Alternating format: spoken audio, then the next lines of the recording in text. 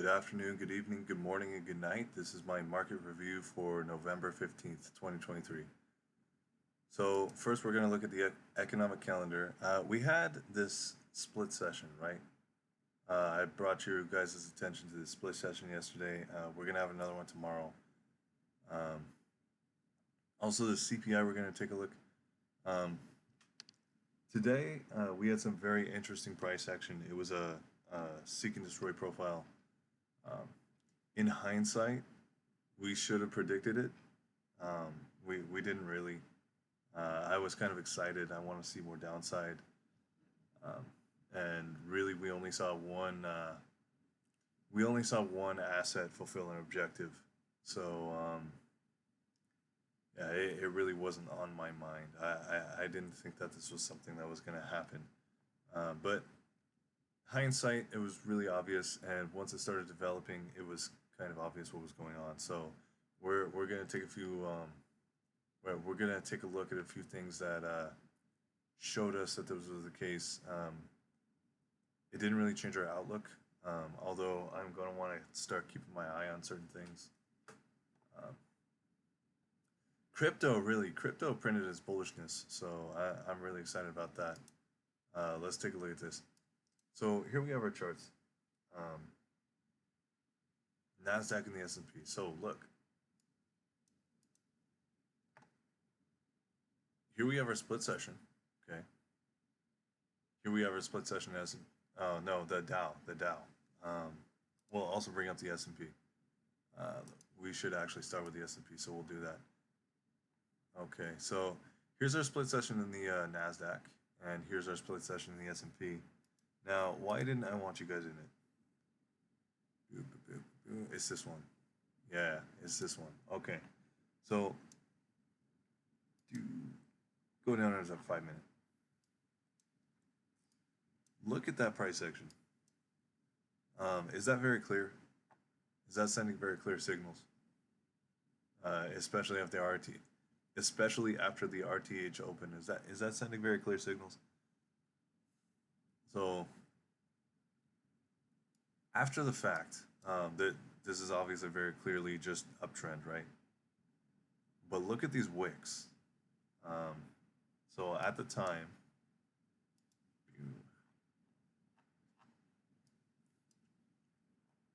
coming over to it. Oh, this one actually wasn't bad. I was looking at the Nasdaq today, so that's probably why. That's actually a new day. It's ticking over.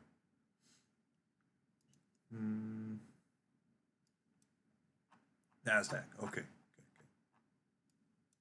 Here we are. If we can get to it, it's up here somewhere. Right.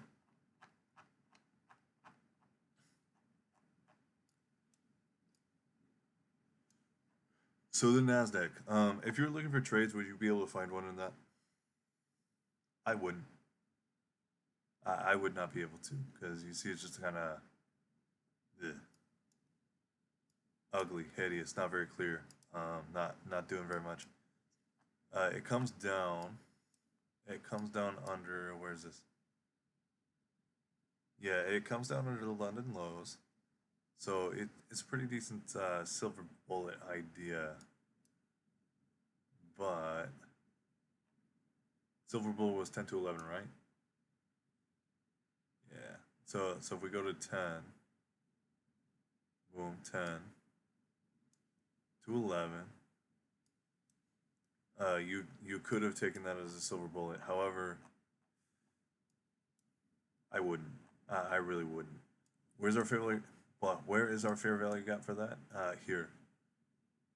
Well, would you want to accept that risk? I wouldn't. There's another one here, of course. See, was there another one? I wasn't really looking for a silver bullet today. So,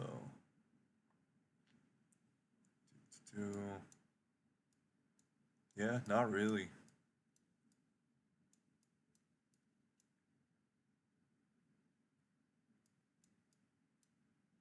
So just this one, if I don't Well, if you wanted to participate, and then you have to have your stop under this low, um,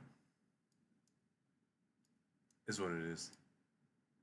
So sometimes they just happen really deep like that as a natural thing, but not so much. Not so much. Here's another one. You could have taken this one. Pop out the highs, right? But anyway, um, if you're just looking at this chart trying to read a daily range, could you find anything in here? Not really. So that's kind of why I wanted us to avoid the split session. Um, if we look at Dow, let's pull up Dow.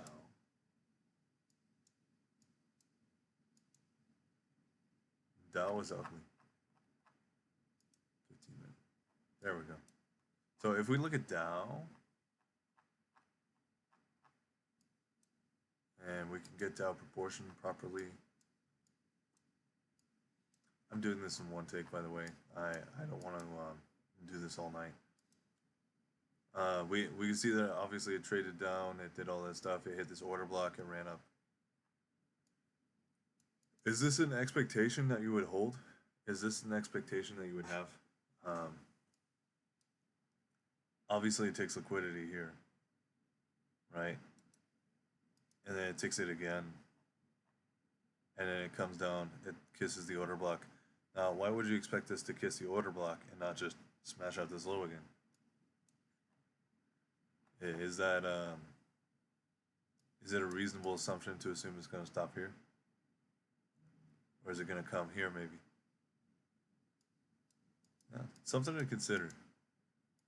So for split sessions, it's usually especially dangerous.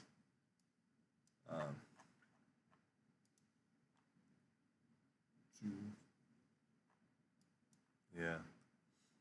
So would you be comfortable trading in that?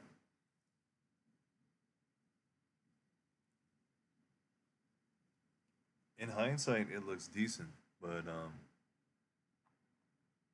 yeah, it wasn't very nice in practice. So anyway, um, figure out the seek and destroy. So let's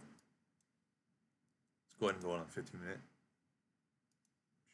Go all the way forward. Turn this off because we don't need those index brackets anymore. So let's go to Dixie. Now, split session, okay? We did this and just kind of drifted up, did all this nice stuff. Boom, took out the lows, right? That was, well, we weren't really looking for that. We kind of wanted to see these highs taken out first, and then we want to see it drop. That would have been the most straightforward way that this could have happened. Considering the super fast market that we were expecting, I was hoping for that. I kind of had the expectation, but it didn't happen. Is what it is, you know. So it drove down, it came back up. Split session happened, where it kind of started drifting up and up and up. Then it came down. It did not even. It did not reach for the lows. It did not even attempt to do anything. It didn't like these lows. Okay, so it didn't try to reach for them. Didn't try to do much of anything. So why does this tell me that this is seek and destroy? Well, seek and destroy is a profile where basically the market, it attacks both sides of the market, and then once it's done that, it just kind of meanders around, okay? If we see Dixie doing that, the rest of the market is highly likely to fall, right? So to confirm, we can use the Russell. So the Russell, as I've said, it's not really very good for, it's not great for much of anything. It's not great for a whole lot of analysis, but it is 2,000 companies. So it's not very easy to manipulate. Whatever profile the Russell has is probably the profile for the day. So we saw, took out the lows, right? came up, took out these highs. No, yeah, it just kind of ran up. That's kind of place. Where are you? Where are you? Where are you? Okay.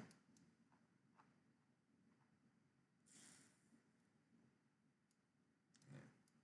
Let's see if we can find where it was. Do daily. Come on, move over. You can do it. There you go. Right. So it filled. It very, very nearly filled this fair value gap. So this one right there, and we'll go ahead and put that blue. We'll take this off the chart afterwards because it's not that important. Boom. Okay, so the Russell it hit its lows, it came up, and then it just kind of rested in the middle. Okay,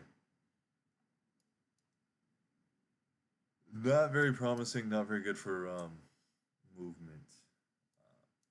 So once it started dropping, I expected a very fast market. Why? Because we had all this unfulfilled stuff from CPI, right? These traders, if I'll use the right NASDAQ chart, there we go. So these traders in here were not knocked out of the market at that time. So what that meant was that we needed a very fast market to come down and smash out these guys if that was what we were going to do on the day. That did not need to happen. That was not a necessity. Um, we could still do that.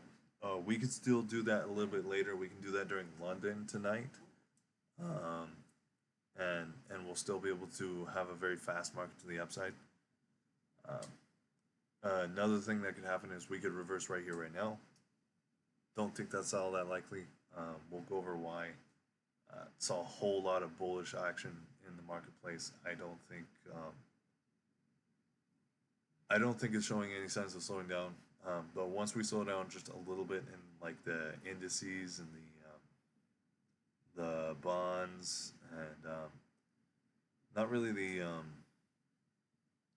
well, I guess the currencies as well. It's it's gonna stop and reverse because that's just the seasonal. That's what we got going on, and we're extremely bearish. So basically, we can see these taken out. Um, if we go in the YM, we can see these taken out as well. No, no, not in the YM. No, we're not going to see these taken out in the YM. ES we might. Yeah. So the ES we might. In the bonds, interestingly enough, we actually saw those taken out. Let's go ahead and take a look. So these CPI's lows got taken out here. They got taken out here. They got taken out here. Okay. So let's take a look at the bond dynamic. At our split session here, it started here, finished around here ish. Yeah, finished here, and then we just started drifting down. Very interesting behavior from the bonds. There it is. Yeah. So very interesting behavior from the bonds because this kind of deviated from the whole seek and destroy idea. It more had this MO of moving against these CPI traders. Now, I would expect the ZN, which is the 5-year, let me make sure. No, the ZF. The ZF. I would expect the ZF to be the heaviest. The heaviest? So let's see, the ZF is on top, right? No, never mind. I have the bonds mixed up in my brain for some reason. No, the ZB is going to be the heaviest because it's with the inverted curve. I think it's the one on the bottom, right? Well, it's kind of late, and I'm not a bond guy. So the ZB did something really interesting that makes me want to think caution. If we'll look, what I said was I didn't want to see it break this line, and I definitely didn't want to see it break this line. Obviously, it broke this line, but it recovered. Um,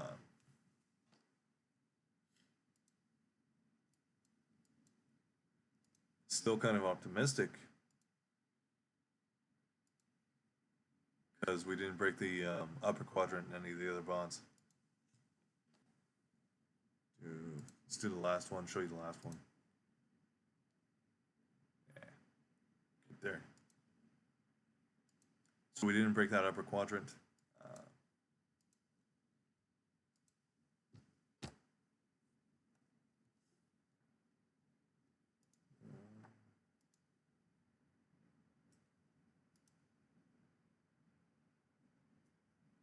Felt like I had an idea there.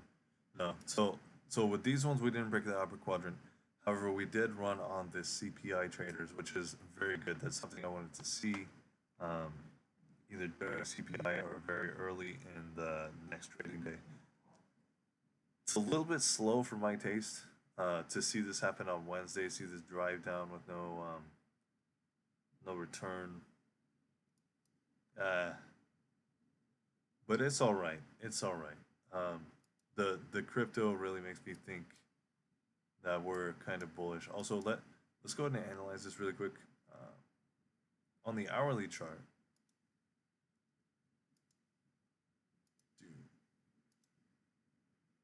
dude, that's fine, whatever. So on the hourly chart, if we go ahead and measure the swing, we should see this these lower two sort of quarters trying to push price down, right? So as price tries to rally through these during a very fast market, and we're in the Dixie, it should try to push it down in these two quarters, right? So this is a very promising sign. This could be seen as a break of structure here. Let's get rid of these because they're in the way. So this could be seen as a break of structure here. Maybe exercise caution. It is a little bit late in the week. We are going into a Thursday. We're going to have another split session on that Thursday. And we really did extend very far. So that's not really out of the question. I guess we'll see what happens during London. Well, we are in London. It does look like we're going to go down. We'll see what happens. We'll see what happens.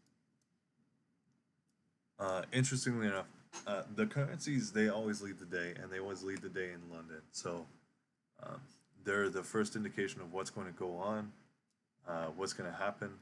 Just um, basically look at the currencies because they make the bulk of their move during London. Let's take a look at it. Okay. Do. There it is. There it is. So you see this midnight candle right there. So you see this midnight candle. If we are bearish, as price goes up during London, it should get pushed back down, right? It should hit PDs, which here's a PD right here. Boom. See that order block? See how it pushed price down?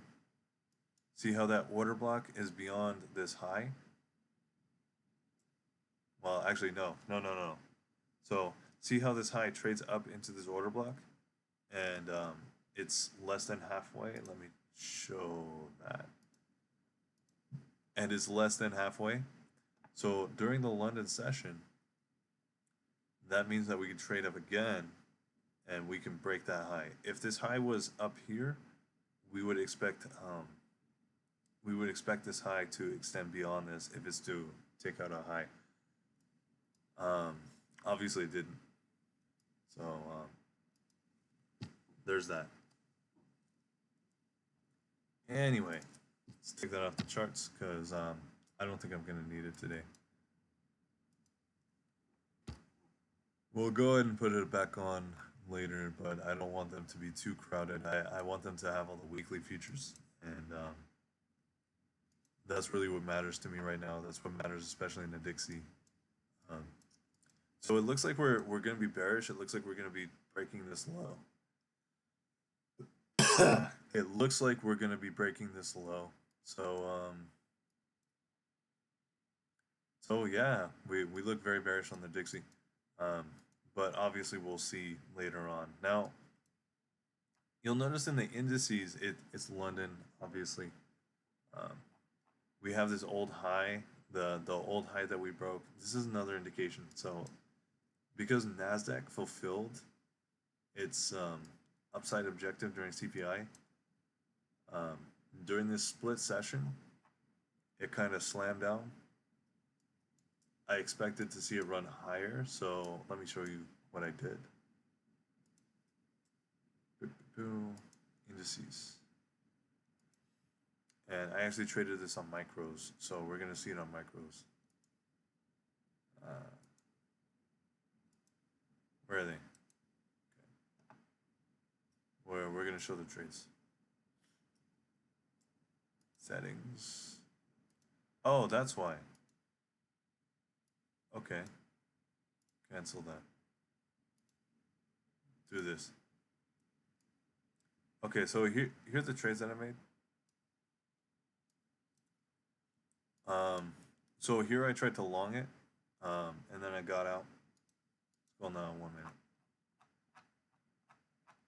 Because I executed on the 1 minute.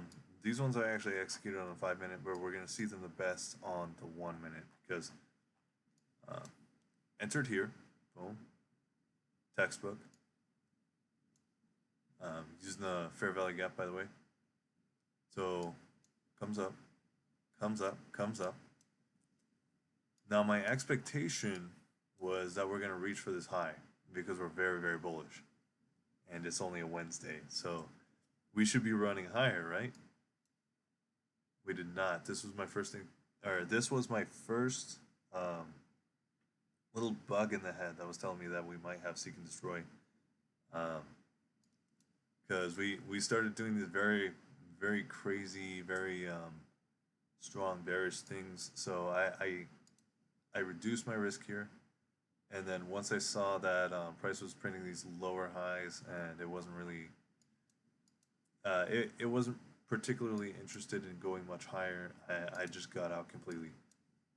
So that was the first one. Once we broke the structure, I thought, okay, maybe we're going to be shooting for these lows. Maybe we're going to be hitting these lows. Maybe we're doing a reversal so that we can clean out the liquidity. So that way we can move higher very readily, very easily. Shorted, okay. Took it off. Shorted again. Took it off. And then... So the reason I took it off here was because I started seeing these as more of a nettles environment. So if you know Al Brooks, Al Brooks refers to these really tight, really obnoxious consolidations as nettles. Those are usually only really seen during seek and destroy. So seeing that in conjunction with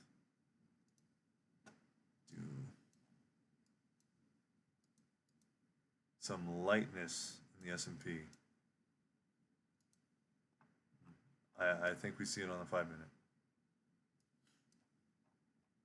So seeing that in conjunction with some lightness on the S&P here, that made me get another trade. That made me not really willing to hold on to that. So no real equity loss, but no real equity gain either. So with these seek and destroy conditions, you really need to peg the top and you really need to peg the bottom ahead of time. And you need to be buying into these down candles. And you need to be selling into like these up candles. There's not really any other way that you can do it, because once you start figuring out as you go that you're in seek and destroy and you don't have it, once you figure it out but you haven't planned it out ahead of time, you're basically in the middle. You're basically done. Now, why wouldn't I take this? Because this seems really obvious, right? It seems really obvious that it would run down. It seems really obvious that it would come back after it's run down, and well, that was really the logical place to do that. Well, let's take a look at let us take a look at how the seek and destroy played out across the whole marketplace. So we look at the YM. Okay, that one drove up. That one completely ignored these lows and just did that. Once it did that, it was like done, basically.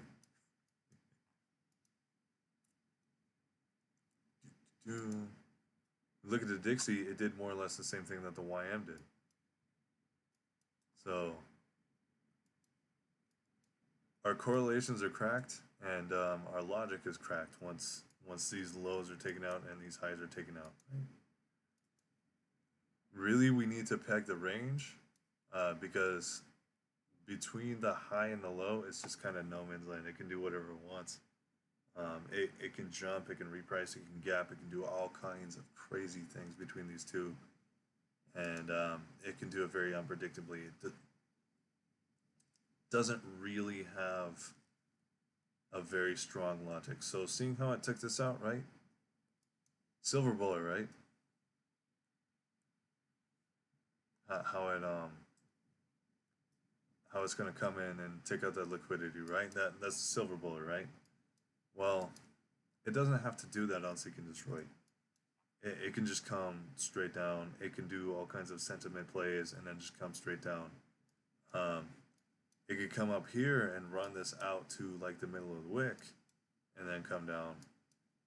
It's just there's so many things that it can do in this market condition that I don't really want to play with it. Um, if you're smart, you don't want to play with it either. But yeah, so what was I gonna say? So after the closing bell, the market kind of ran, and it kind of ran at its lows a little bit more. So these CPI traders, um, some of them are professional. Uh, I don't know where I was going with that. No, that doesn't matter. That doesn't matter. So these CPI traders, we might have engaged them enough. So see how the seek and destroy it came down. It came down to like halfway um, into that wick. That engages some of them, and then it came up. It came down again. That engages some more of them. Then it came up. It came back down again.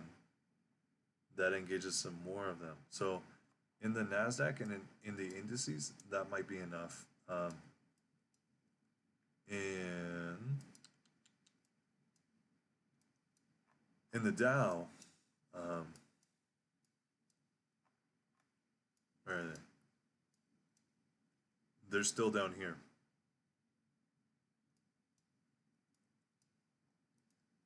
But the Dow has come so far off of its low.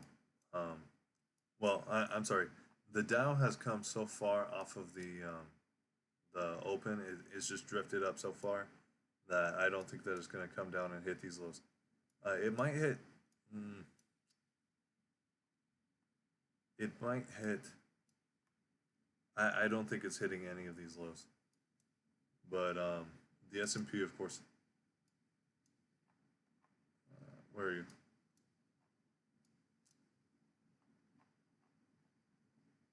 Oh, that's an eyesore. Let's fix that. That's still an eyesore, but it's sensible. So they engage them here. That's kind of okay. Um, it is what it is. At least they engage the traders that were in here today. So that's kind of a promising sign. I want to see that hit early. Um, that can be hit in the morning, but um, probably London or after hours was a good time for it. Looks like they hit them after hours. No, No, they didn't hit them after hours. They hit them during the Asia session.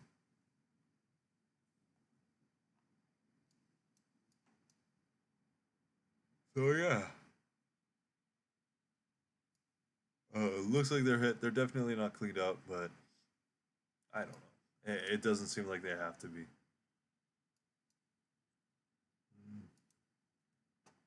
So let's look at crypto. Crypto did something very promising. Let's take a look at it. Let us take a look. So remember Bitcoin. We look in the 1 hour.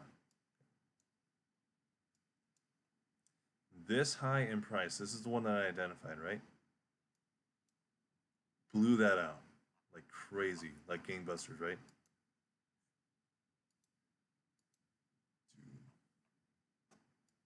So now at this point, it's bullish. There's nothing that's going to be able to stop it. Alt season was on. All season has been on, I know, but now it's official. This is bullish. Solana is very bullish. Ethereum, I know people are talking about Ethereum not being bullish. Well, Ethereum is very, very bullish. I I assure you. Let's go to it. Here it is. So why would Ethereum be bullish? Like look at this. Look at the structure. It's kind of sad, right? Just kind of held. Just kind of did that seek and destroy thing more or less. Uh, But no, because Bitcoin and Solana they both broke their structure. That's still very bullish. So we expect a little six sister thing to happen with Ethereum, even though it's not an average. Um, Even though it's not like indices or um, currencies or forex pairs or anything like that. There's no basket involved. It's still it still has those similar properties. A little bit different. They diverge a little bit more than maybe some indices will or some bonds or whatever, but similar properties. They exhibit some similar properties to their to each other. Bitcoin, Ethereum, Solana. So we'll look at Solana. Yep, bullish, broke structure, and in fact, this one broke structure in a huge way. Let's go on the daily. Look at that. Isn't that crazy? I mean, that's it. The bull run is on. The bull run is on in crypto. Isn't that great?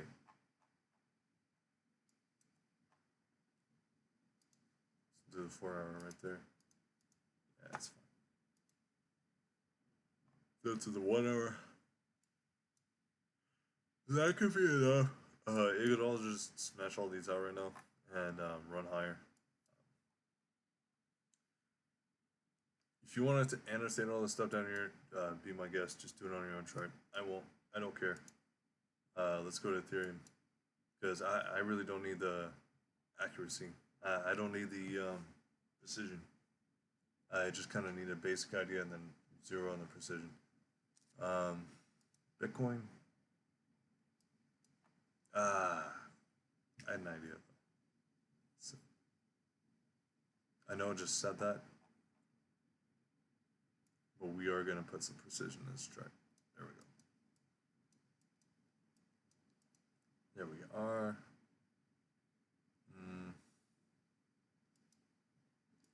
That's fine.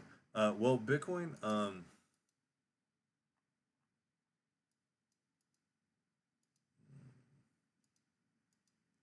had a thought in my head.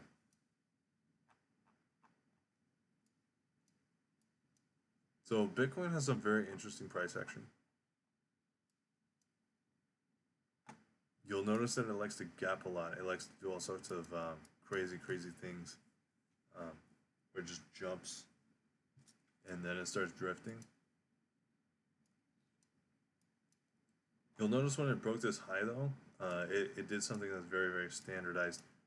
This is kind of the behavior that I expected out of the Nasdaq after well, no, this is the behavior I expected out of CPI. So you know how then when the Nasdaq broke its high, see how the Bitcoin breaks its high, and then it starts moving up and up and up, and we'll even reduce our time frame.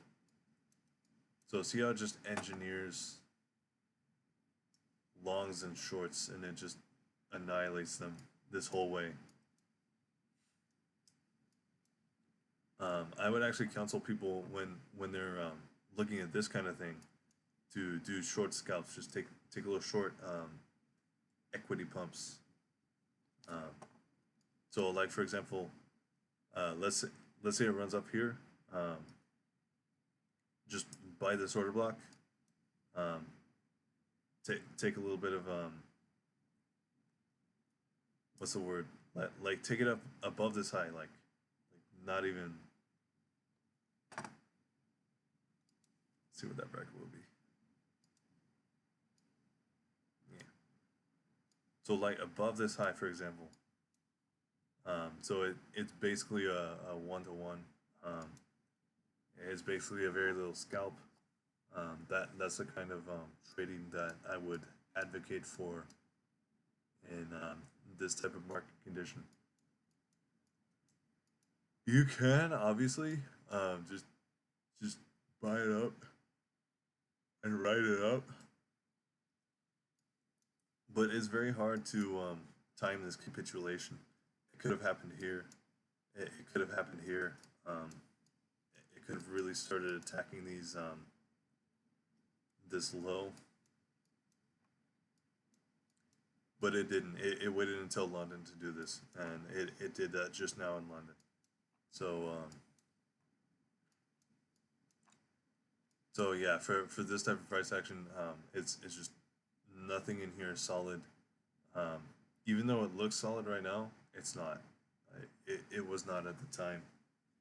It was just little spurts to the upside, um, running out those shorts until it finally capitulated to the downside, and that's not really something that you should be interested in being in. You should want to take the other side of the market if you're planning on holding a position. But if you want to deal with this, um, if you want to be trying to bet up, just small little, yes, small little spurts of equity is what you're looking for, and you want to rely on the structure. Um, so like when ICT, he said the mean threshold of the order block is very important. It shouldn't be violated. Um, yeah, for dealing with this type of price action, really rely on those mean thresholds. Make sure that they don't get violated. Keep those stops about there in the mean threshold, because if we lose them, if we lose those short-term levels, you're done. You want to be out. Um, so yeah, that's the deal with these. Interestingly enough, at the time I wasn't looking at these, but I did have some friends in some chats who were asking some questions. They were a little bit confused. They saw it doing all of this, and they thought that maybe we were going to be able to short, and they were correct. However, at the time we were just grinding higher. Um, so yeah, just rely on the short term structure and take those little spurts, and you should be fine. That should save you from getting ground out. Because like, who's to say that this high wasn't gonna get popped out? Nobody, right? This could have easily just run out this high. So, but we had the displacement, and we had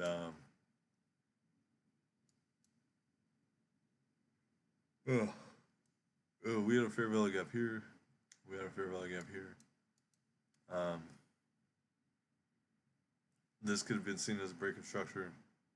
So could have this though, and so could have this. So dicey all around, dicey all around. So that was crypto. Did I miss an asset class? I don't think I went over the commodities the last time. So let's go over gold for both yesterday and today. Um, Gold yesterday. You where are you? Where do you start? It's the 14th, right? Yeah. So we started on the 14th. We had this. This was gold's. This was the CPI during gold. I'm sorry. This was the CPI for gold. It just kind of ran up, came down a little bit, and yeah, not really a lot of chance to get down here, right? There's not really a lot of chance to pop out the traders. So for today, we had our little split session. Um, Interestingly enough, when you saw the Dixie and we saw the the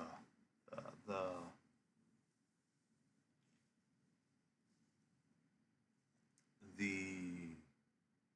Russell, the Russell. Um, the split session was very one-sided, was very clear, was very one-directional. The same is true with gold. See, come down, drop, drop, drop, and we even no, we just hit the order block. That's all we did. We hit the order block. So in this case, the order block is the highest up close, right there. Come on, there we go, and we tagged it perfectly, right? For is this London? No, this is not London. This is Asia session. So for Asia session, we came right back down, boom, hit it, and yeah, here we are. So wildly bullish, insanely bullish. This is one of the most bullish charts that I've ever seen. Crude oil, even more bullish. Where are you? More bullish? Hmm. Where are you?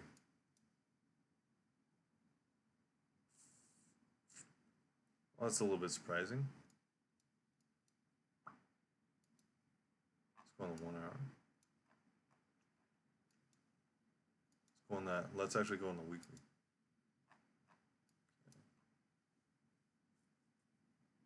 Because I know we haven't analyzed crude oil. This is the one that I'm interested in because I actually have a position on in crude oil. I've had it on since here in my real. Well, I shouldn't say what I have or what I don't have. So let's go ahead and take a look at this to the weekly. So I might be a little bit biased, but at the same time, we have an insane premium market in crude oil. It's one of the most extreme premium markets. Um, and in fact, all oil-based assets are very, very extreme. So we can see that it came down into this weekly level, this weekly fair value gap. Came up a little bit, boom, did our OTE. We got this. CPI happened, and CPI really knocked us back down. So, should we? We should stay more or less in the upper half of this. We don't have a lot of business down here, but yeah, it could have taken this liquidity. This is one of the things that high impact news drivers can do, especially CPI, FOMC, freaking non farm payroll. Um, Basically, central bank releases, the big high profile ones, they they run on price structure and then they make these huge reversals. Um, so here it is running on price structure, and I expect a reversal. That's my expectation. Not going to demand one anymore because, well, it's been bouncing a lot.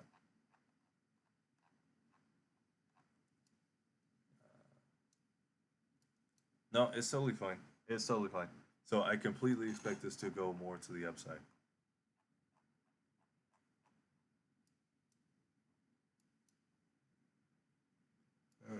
So that would mean,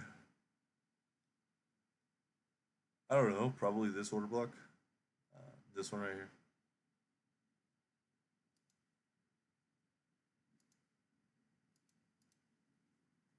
That's really the only one that fits the definition.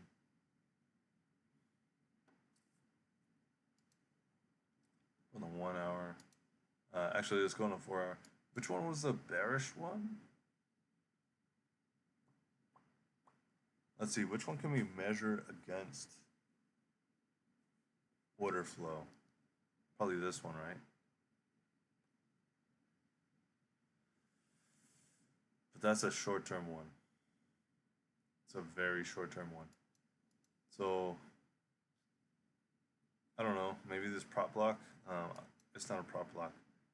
If it's bullish, this is not a prop block, but if it's bearish, this is a prop block. So I will call it one. This prop block, I guess if we lose the mean threshold, was it? No. We're gonna measure it against this one. This one's a lot cleaner to measure against. We're gonna put the body. There we go. So yeah, if it comes up, if it crosses here and prints a body through here, we're gonna be bullish on this, and not even gonna think about. I won't even think twice about adding more. Let's go back to this is Bitcoin. CAD. Very interesting. Very, very interesting. Let's go on our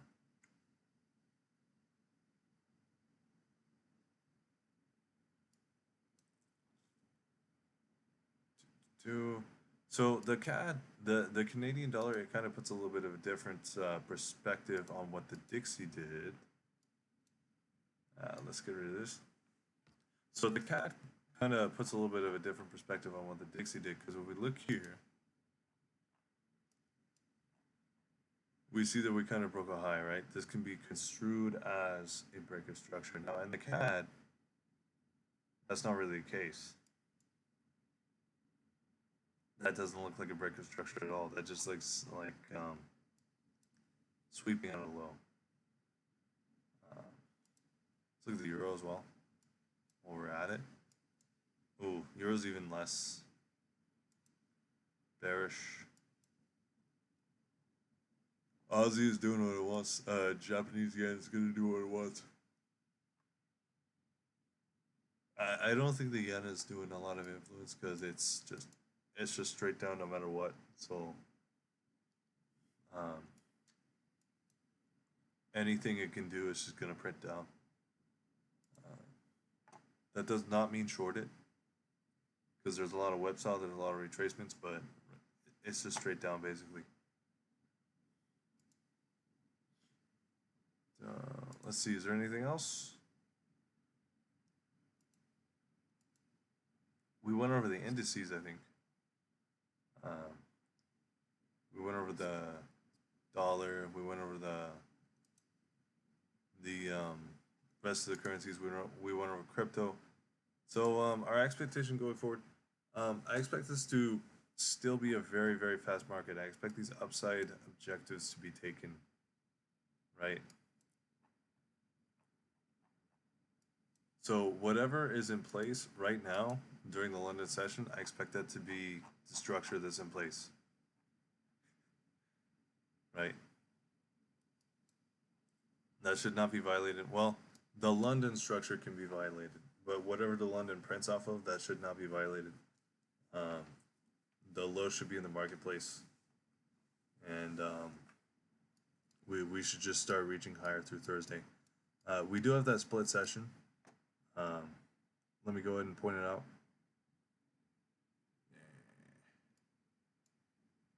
No, that's a 4 hour. No wonder I can't point that out. So that split session, that's gonna be like 8:30. Is that 8:30? Let me check one more time. I know it's been a while. Yeah, 8:30 and 9:15. So we're going to go to 8:30 and 9:15. So between 8:30 and 9:15, we should see in crypto and in these currencies some really interesting things.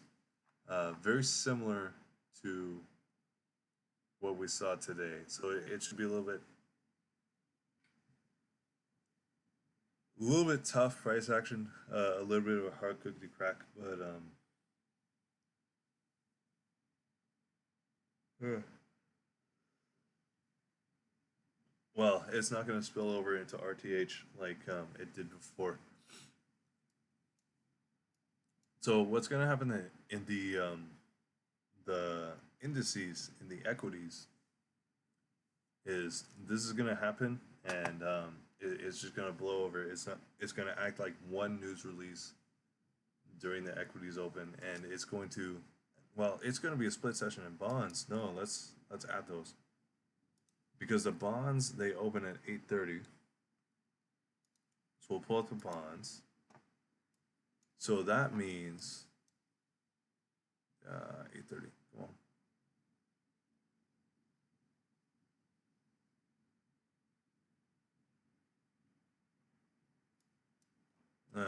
Let's actually get this. And I'm sorry if I ramble. Um,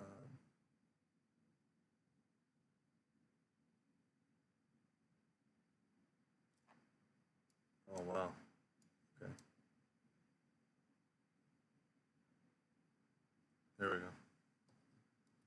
So with the bonds, we should see a split session as well. Um, so that should be very, very interesting. Oh, the CPI of last night. Yes, there it is. Is it there? Where is it? 2 o'clock. There it is. Okay, so it did nothing basically. Let's go ahead and look at the Dixie. We'll see it most prominently. We would see it most prominently in the Dixie, if we're gonna see it at all.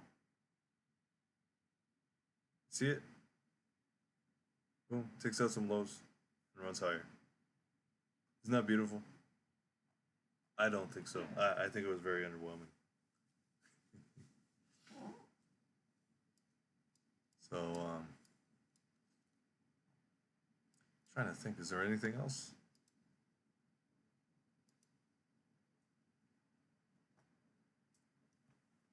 So going forward, I don't think that there's going to be a.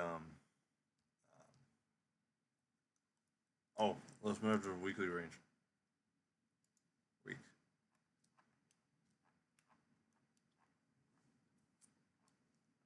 So let's check the average weekly range really quick. Um, what I want to see.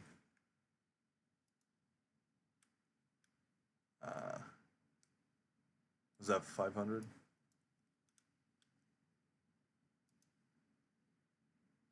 So what I want to see is that we're a little bit under the average. And the reason that I want to see that we're under the average, it's 600. It doesn't seem that we are.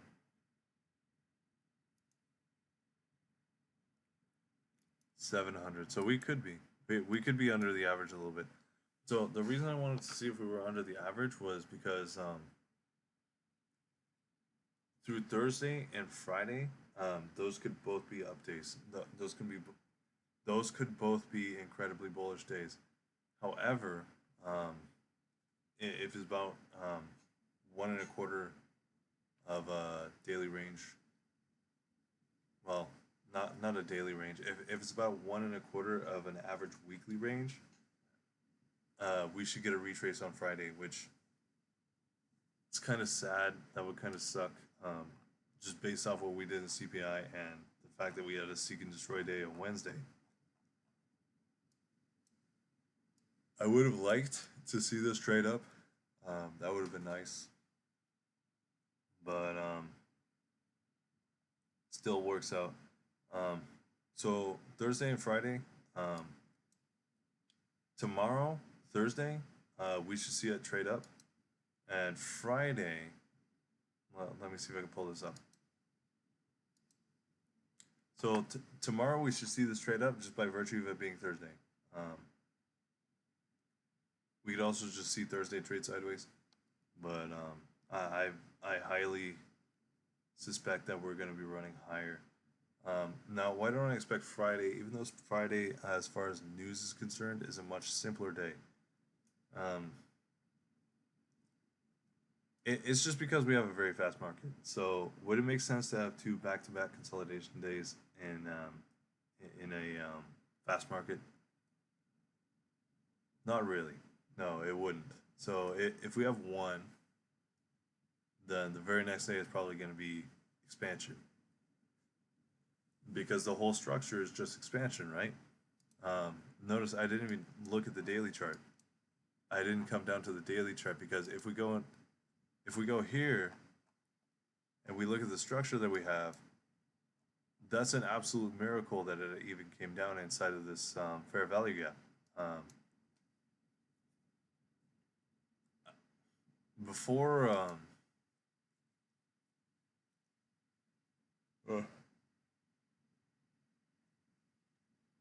before I even picked up this chart and started analyzing it, I actually one of my disqualifiers was if we reached into a daily PD, I would consider it done. However, this one is obviously all right just because of how extended it is. Let's go into Nasdaq. But if the Nasdaq, no, the Nasdaq can do it as well. Yeah, then the Nasdaq can also do it. How about the Dow? The Dow can definitely not do it. The Dow cannot trade down into a daily PD. So why? Why? Because if it comes down all the way down here, we have a problem. Okay. The market is just not fast enough. So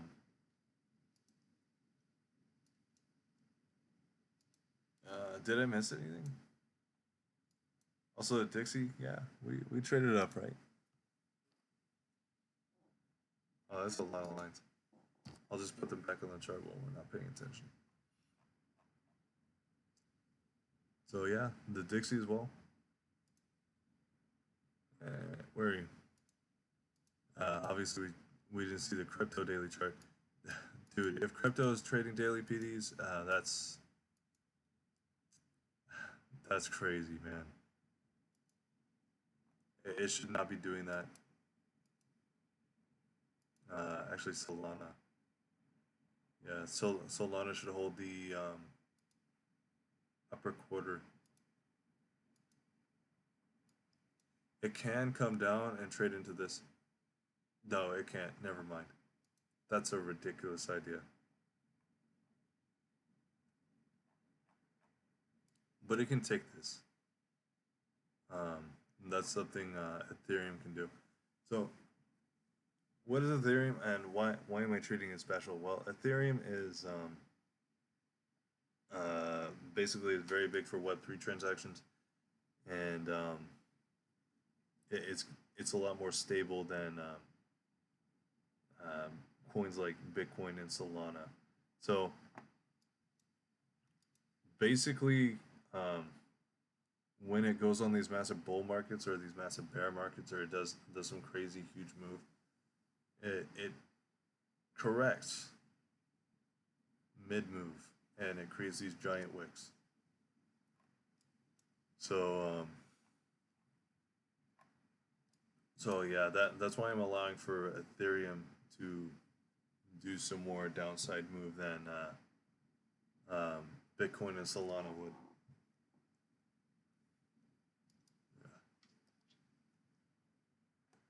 Yeah. Ugh. Dear. Yeah, I should get to bed. So probably forgot a lot of things.